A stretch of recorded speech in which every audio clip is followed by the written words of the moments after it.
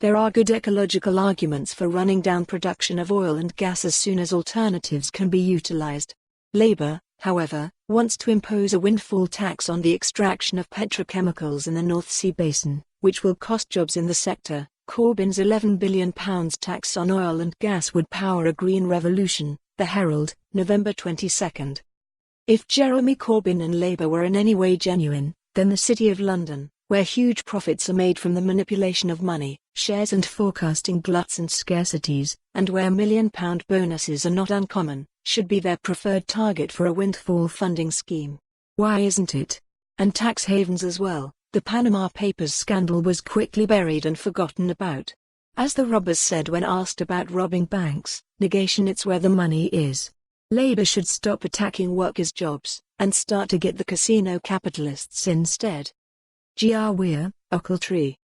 What does it say about the state of politics in Scotland when the winner of Scotland's Politician of the Year 2019 has presided over calamities throughout this year? Sturgeon is crowned the Herald Scottish Politician of the Year for a record 5th time, The Herald, November 22. Nicola Sturgeon's administration has given the Scottish public poorer education with less choice, frequent health service disasters, inefficient public transport but more and more impediments to driving your own car, higher taxes for most, a poorer economy, a bailout of business failures at taxpayers' expense and the ultimate folly of the upcoming workplace parking levy, only for some, to name but a few.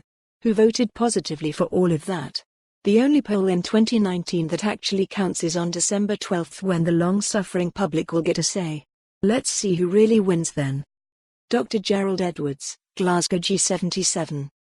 According to the latest opinion polls, Boris Johnson has a commanding 16-point lead, albeit things could change. In the opinion polls, Tories 16 points ahead of Labour in latest poll, The Herald, November 22, which should mean he would have a clear majority at Westminster to get Brexit done and give companies confidence to start reinvesting again.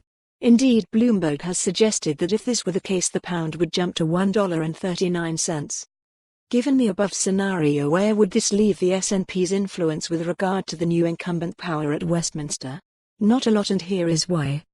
Common sense tells you that with a committed unionist party in power at Westminster, it would be hard for it to have meaningful discussions with the SNP, whose whole raison d'etre and survival depends on it breaking up the union in every way possible.